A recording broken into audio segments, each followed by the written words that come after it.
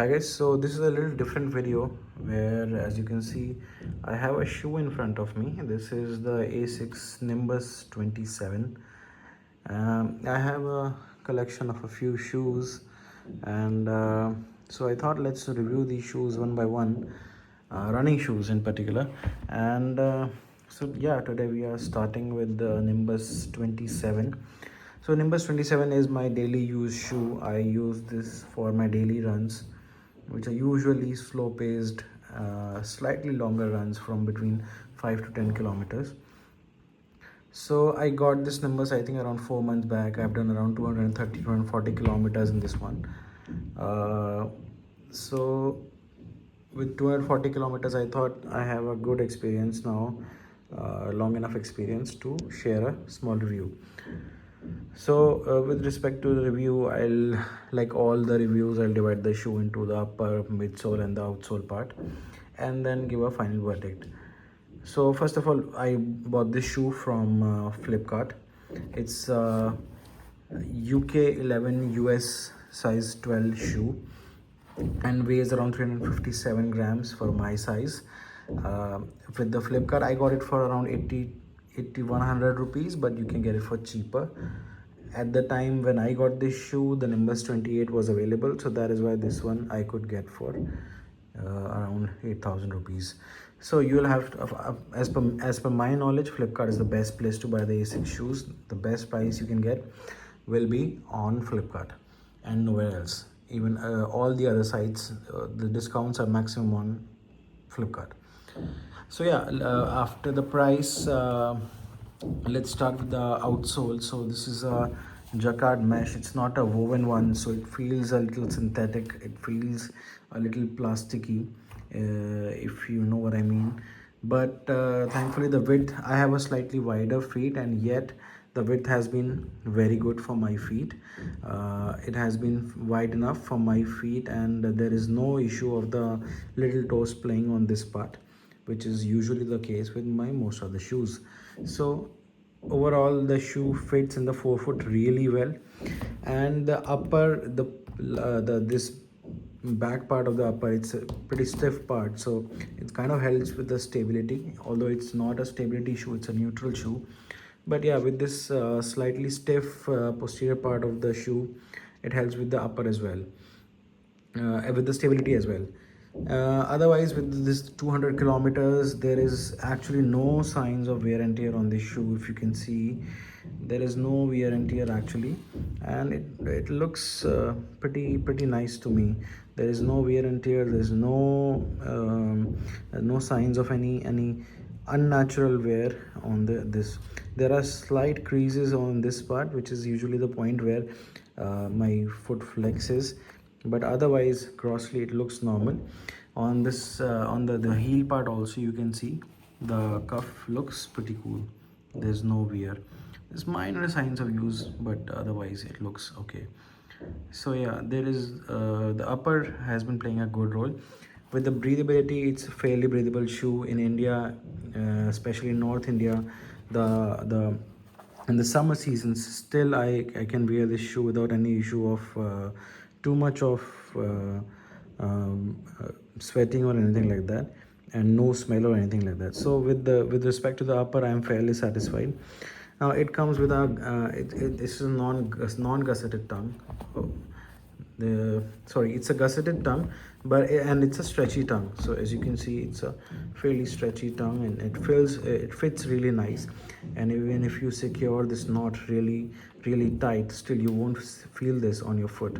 So somehow they managed to maintain the this thing really nice without any extra kind of padding. It's really thin, but it's stretchy, and without any kind of padding, still if you tie the knot very hard, you won't feel it on your feet.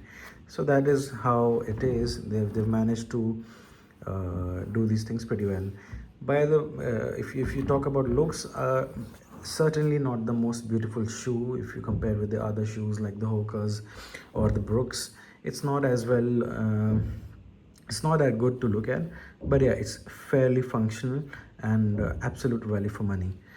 Now with the midsole, it has a compression molded EVA. It's not a supercritical EVA, And if you are buying this shoe for the full price, which would be around 17 to 18,000 rupees, that's sort of disappointing, because if you see, the Evo SL is coming with a Light Strike Pro, which is a TPE foam, for maybe even 12 or 13,000 rupees. So for 18,000, if you're buying a compression mold EVA, it's a little disappointing. However, with respect to the softness, I'd rate it somewhere between maybe it's not as soft as maybe a more V6. Like, if you can see this one, so this more V6 is the soft, this Rebel V5 is ultra soft. However, if you compare it to a Hoka, the Nimbus is softer. So in this variety, if you compare all of these shoes, I rate the Nimbus somewhere in between this New Balance more V6. It's a little stiffer than this, firmer than the New Balance, but it's softer than the Hoka. So the Nimbus, I think, lies somewhere in between. And yeah, especially with this convexity in the outsole, when you stand on the shoe, it sort of gives way and it presses down a few millimeters, because this area becomes flat, and so the outsole, the midsole feels more soft than it actually is. So yeah, that's how it is when you're running. Even after 250 kilometers, the midsole feels just like it was on day one. There's been no change, there's been no flattening of the foam. The foam does not feel dead or anything like that. So yeah, and with respect to the drop, it has a significant drop of, I think, around 8 to 10 millimeters. For somebody who's like me, a 4-foot striker, it's going to be a little bit of issue, because the amount of foam that you have under your 4 feet is much lesser than what you have under here. Compared to these, the New Balance or the Hoka, they have a significantly less drop. So yeah, with respect to these, the drop is more, the 4-foot cushion is lesser, but if you bring them out of the picture, it still has a significant, I think, around 35 millimeters of stag, which is still a lot. So yeah, when you're running in this, you get a slightly softer feel. It's, however, more tuned for walking than running. This is what I've felt. But still, if you want to use it as a recovery shoe, or if you want to use it as a long range shoe, you can undoubtedly go for it. And the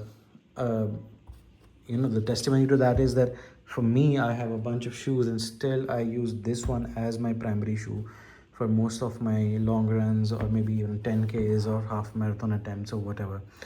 So yeah, you can use this for running, although it can also be used for walking, I think. Yeah, so with this 250 kilometers, you can see there have been a fair bit of these these creases on the midsole, especially on this medial side. If you could see, there are few creases all over, but still doesn't look like a very beat up shoe. Coming to the outsole, so the outsole, as you can see, I have done around 250 kilometers, and still the outsole feels absolutely normal. There has been minimal signs of wear and tear, slightly on this 4-foot area. There is slight wear on the 4-foot area on this side, as you can see. However, the heel, especially with this hybrid setup, this one is the AHR Plus grip, which is the ASICS high abrasion rubber AHR, and this is the ASICS hybrid grip. So this is slightly less abrasive. This one is more resistant to abrasions and everything. Yet none of these rubbers show any signs of high wear and tear. Mind you, my use case is I do 80% of my runs on a treadmill and a few runs on the road, on the normal tarmac.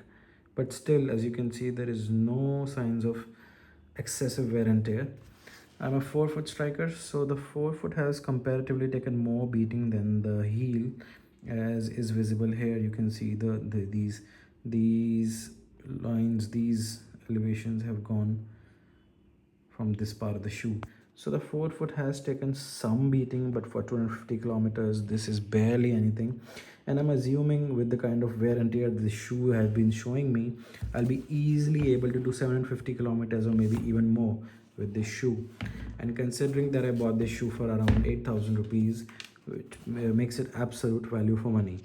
So yeah, so kind of summarizing the review, there are better options available, and especially for forefoot strikers, I'd recommend, if you can get a New Balance More V6 or the Hoka, or you can get a Glycerin Max from the Brooks. Absolute bonkers. But yeah, if you are somebody who's on a budget, if you want the shoe really quick, because most of these are not available in India, so if you want something quick, if you want something on budget, if you want something to use daily without worrying too much about the shoe getting dirty, the shoe getting torn, or anything like that, close your eyes and go for the Nimbus 27, Nimbus 28. Both of them are absolutely amazing shoes, really good value for money. uh, 27 and 28 both have very similar build. The stack and the heel is similar, the drop is similar, the kind of foam is also the same on both the shoes. Slight changes in terms of the midsole softness, but otherwise they're the same. So I suggest you go for the Nimbus if you want a high heel shoe which has a good stack height for the cushion part. Especially if you're a heavyweight runner, go for the Nimbus in this less than 10,000 budget category, and you won't regret it. So yeah, that's all for the Nimbus. I'll be doing reviews of all of these as I keep on clocking more and more miles. If you like the video, just subscribe and let me know.